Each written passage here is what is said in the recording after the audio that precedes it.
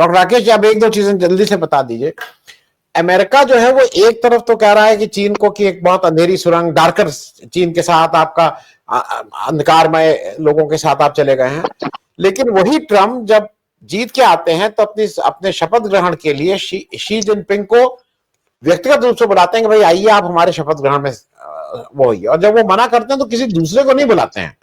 ये नहीं है कि उनको दूसरे, तो एक जगह चाइना को तो वो उतना स्थान दे रहे हैं, दूसरी तरफ कह रहे हैं भाई हम तो 30 ट्रिलियन यूएस डॉलर का हमारी इकोनॉमी है और हम सबसे खरीदते हैं, चीन भी हमें बेचता है, इंडिया भी बेचता है, हम खरीदना बंद कर देंगे तो इनकी हालत खराब हो जाएगी।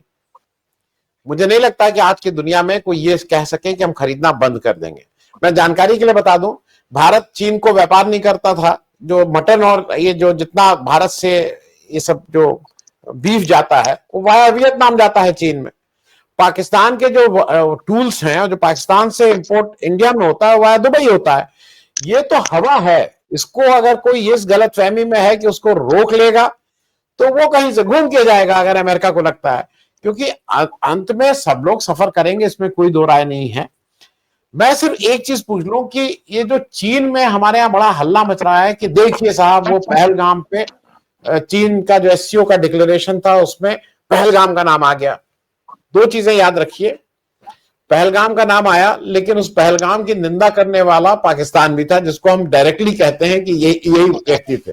तो हमारे हिसाब से जो दोषी था वही सबसे ज्यादा हल्ला मचा रहा है कि देखिए पहलगाम में क्या हुआ, क्या उसकी निंदा किया। और दूसरा भी याद रखिएगा, जो जाफर एक्सप्रेस थी जो बलूचिस्तान में जो हुआ था, वो भी उस एससीओ, जो हमारे यहाँ नहीं रिपोर्ट किया जा रहा है, वो भी उस एससीओ डिक्लेरेशन में है, जिसके लिए पाकिस्तान कहता है कि इसके लिए भारत सरकार जिम्मेदार थी। तो वो दोनों चीजें लाई गई हैं।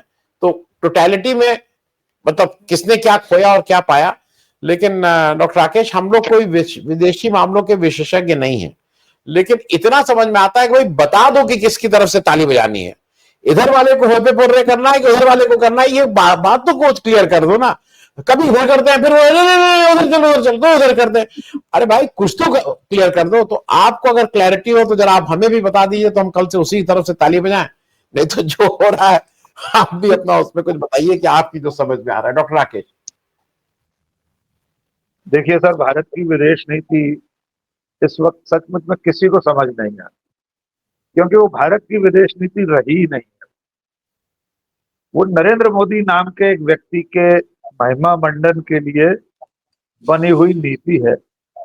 हर मौके पर सिर्फ नरेंद्र मोदी का जिक्र है, उनकी अपनी सोच है, वे जो करना चाहते हैं, जिस भी देश के साथ दोस्ती रखना है, जिस भी राष्ट्राध्यक्ष के साथ उनको डियर फ्रेंड वाला रिश्ता बनाए रखना है, जिसके साथ भी लगातार गालियां खाने के बाद फिर एकदम कह देना है कि हमारी दोस्ती तो यथावत रही।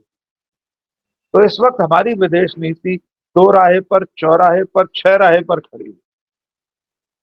और ये उस देश के साथ हो रहा है जिसने पूरी दुनिया को गुटनिरपेक्षता का संदेश दिया।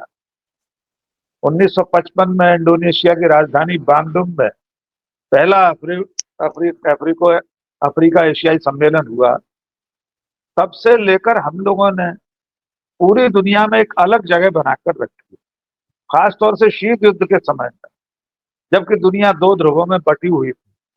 तब सफलतापूर्वक हमारी विदेश नीति ने देश के स्वार्थ को, देश के हित को सर्वोपरि रखा और एक संतुलन बनाकर रखा, जो संतुलन थोड़ा सा रूस की तरफ झुका हुआ है। और आड़े वक्त में रूस के साथ हमारी दोस्ती काम आई, ये बार बार दोहराने की अब जरूरत नहीं है। खास तौर से पाकिस्तान युद्ध के समय 7वां जहाजी बेड़ा किस तरह वापस गया, वो सब रूस की बदौलत हुआ। एक बात यहां जरूर रेखांकित करने की जरूरत है कि किसी भी देश की विदेश नीति किसी दल या किसी व्यक्ति के सत्ता में आने से बदलनी नहीं चाहिए, खास तौर से भारत जैसे लोकतांत्रिक देश की।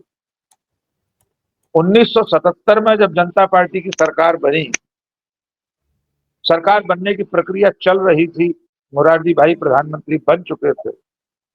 जिस तारीख को अटल बिहारी वाजपेयी ने वो बात कही थी जिसे मैं अभी कहने जा रहा हूं, उस तारीख तक अटल बिहारी वाजपेयी विदेश मंत्री नहीं बने। लेकिन उन्होंने कहा था, जब उनसे सवाल पूछा गया, आप जैसे हम जैसे किसी पत्रकार ने पूछा कि जनता पार्टी की सरकार की विदेश नीति क्या होगी, अटल बिहारी वाजपेयी ने कहा कि विदेश नीति पार्टी की नीति नहीं होती, वो देश की विदेश नीति होती है। जनता पार्टी की विदेश नीति वही होगी जो भारत की विदेश नीति रही है अब तक।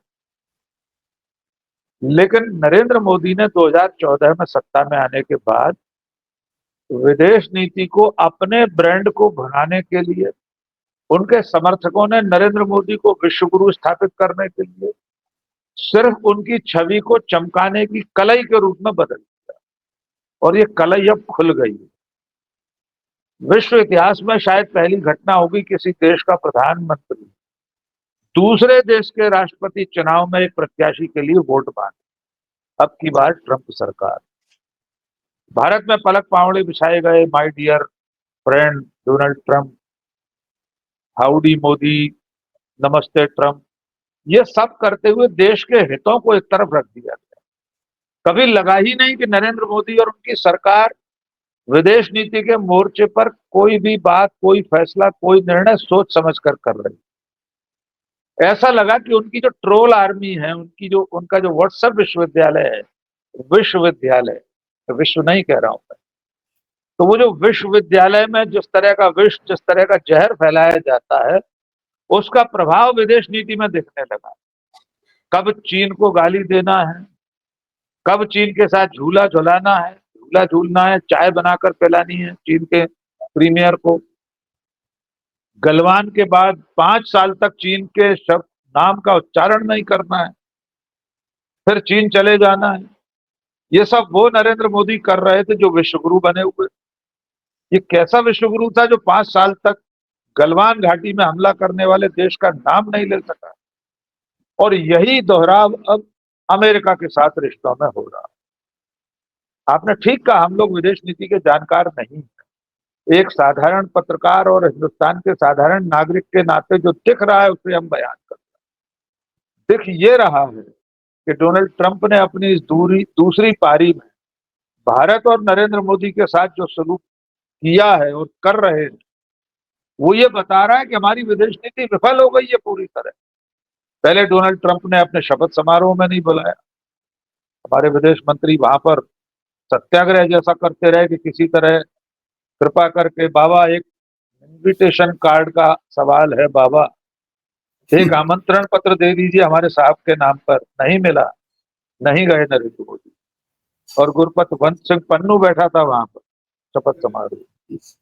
तो हमारी विदेश नीति उस दिन से जो विफल होना शुरू हुई है, उसका सर्वोच्च शिखर था भारत और पाकिस्तान के बीच युद्ध विराम का एक तरफा ऐलान। डोनाल्ड ट्रंप ने उस दिन बता दिया कि उसकी नजर में भारत और भारत की संप्रभुता का कितना सम्मान है।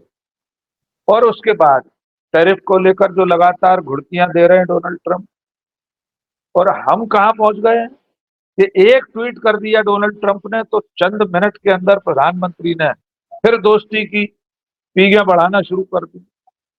भारत के हित कहां है इसमें? भारत के हितों को लेकर इस ट्वीट को करने से पहले कब बात की भारत सरकार? हमारे वाणिज्य मंत्रालय ने, वाणिज्य मंत्री ने, विदेश मंत्री ने, रक्षा मंत्री ने, किसने बात की अमेरिका की सरकार से?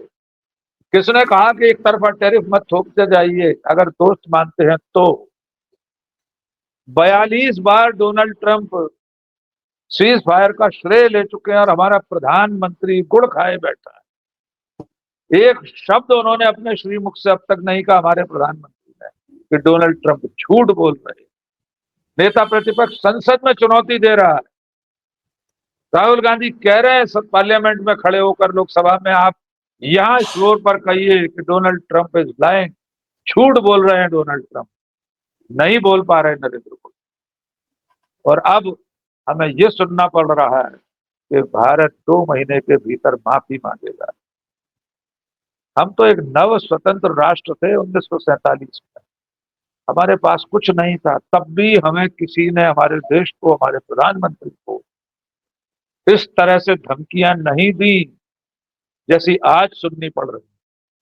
आज हम दुनिया की तीसरी चौथी बड़ी अर्थव्यवस्था होने का दावा करते हैं, चौथे या 5वें नंबर की सबसे बड़ी सेना है हमारे पास, हमारा प्रधानमंत्री नॉन बायोलॉजिकल है, लिविंग गॉड है, भगवान विष्णु का 11वां अवतार है, भगवान राम और कृष्ण की तरह पूजे जाने वाला है। ये दावा बीजेपी के नेताओं और खुद नरेंद्र मोदी का है।